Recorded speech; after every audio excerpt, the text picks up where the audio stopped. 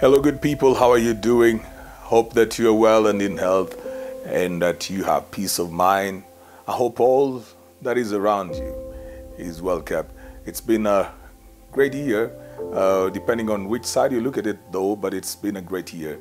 Whether you have accomplished the goals that you expected to or you did not, it's been a great year in the sense that you have either learned, overcome obstacles, become stronger, or actually accomplished your goals. And you're still here. So only the tough survive. And so if you're still here, then it means that you are tough, you're built up, you're strong. And even if you feel that you're not as strong as you would have wanted to be, but the fact that you're still here is very, very significant. So you need to commend yourself for that. Welcome to another episode of Wisdom Moments on K24 with Miss CJ Atemo, the Sage. I'm so glad that you are tuned in and watching. It's been an amazing year being with you right here every Monday to Friday at 9:55 a.m., bringing you wisdom nuggets, just helping you to grow yourself, become a better person, make better decisions, and go out and do better and do more. But all of these episodes also get uploaded on my YouTube channel, CJ Atemo. So if you haven't subscribed right there, kindly do so and set notifications so that you may watch, like, post your comments and share as well.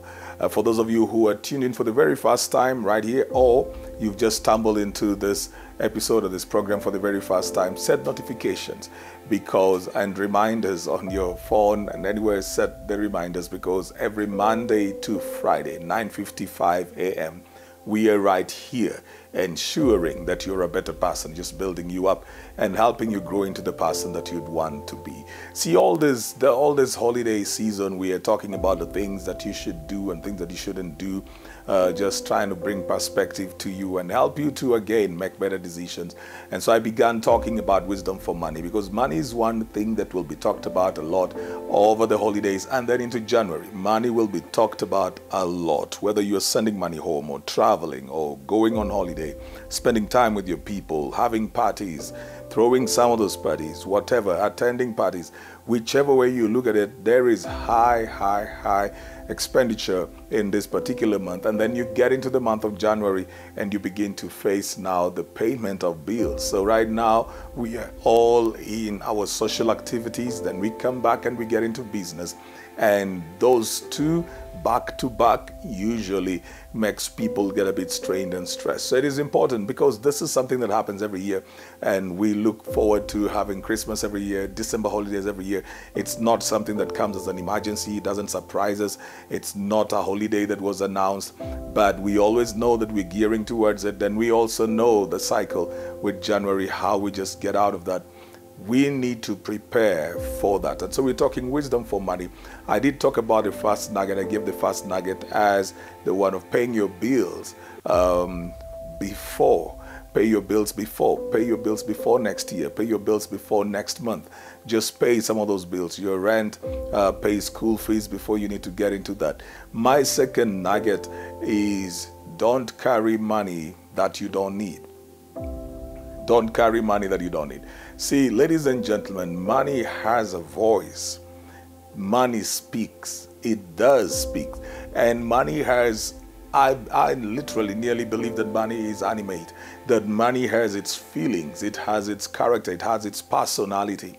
You will move into certain spaces, and if you have money, the money begins to speak to you. You begin to feel that you need to get this thing and get the other thing, or I can do this, I can spend that. And sometimes you will become wasteful because you carried the money. Interesting how you make better decisions when you don't have money.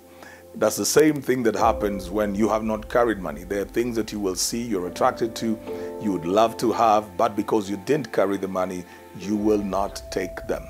But the availability of money also gives you options, and you know that money does avail you options. And it doesn't just avail you options, it avails you power.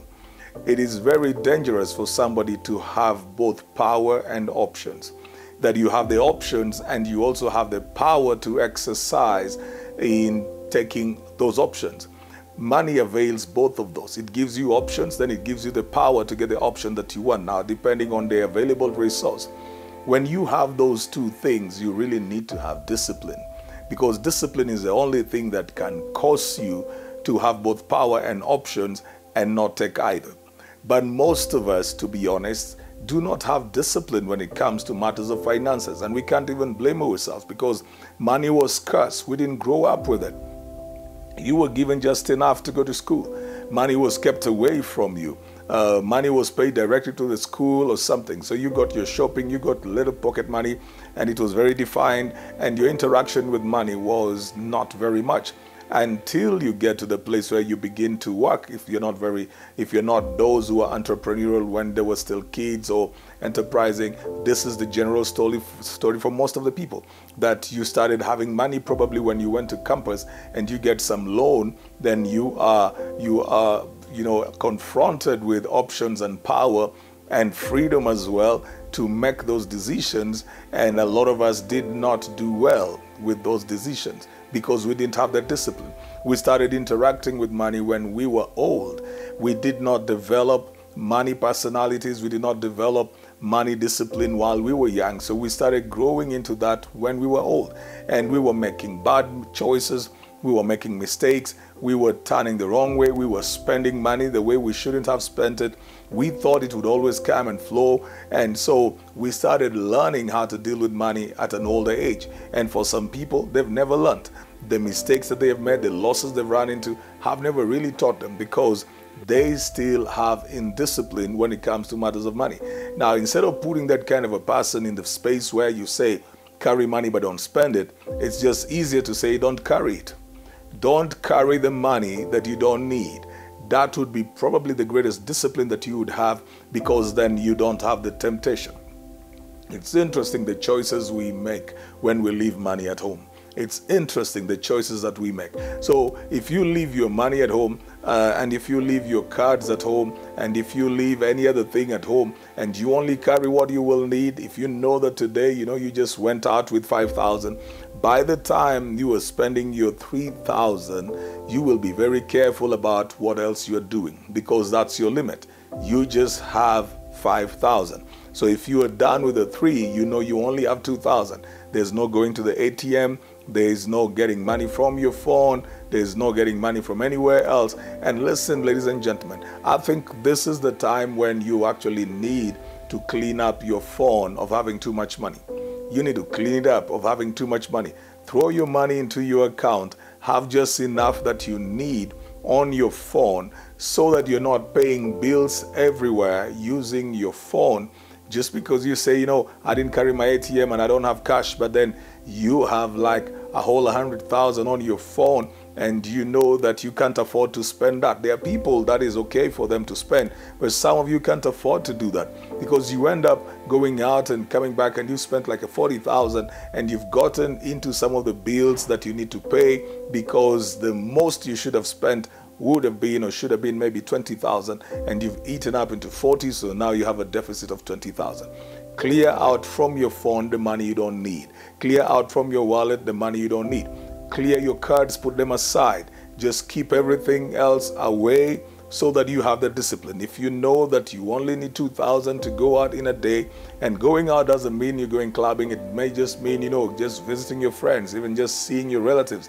You can carry everything as well. You will hear so many stories that will challenge you and so many needs that will challenge you that may make you want to spend. So carry just whatever is enough for you for that particular day. If you have your fuel, that's good. If you have your fare, that's good. If you have some money, you're going to be out, eat lunch outside, then you carry money for lunch. Whatever expenditures that you will have, maybe take care of 1 or 2 people who might come in case the contingency, but don't carry money that you don't need, and clear it even out of your phone so that you save yourself and don't get yourself under pressure having spent things that you shouldn't have spent. Then now you do not know where to turn to, and January is still coming. I hope this has been helpful to you, ladies and gentlemen. It has been to me as well, and I'm looking forward to getting you in the part 3, the 3rd episode on this one, Wisdom for Money, especially around the December holidays and how to spend it or how to keep it and how to protect it from everything that would want to take it away from you. This is CJ Atemo the Sage. Thank you for watching Wisdom Moments on K24.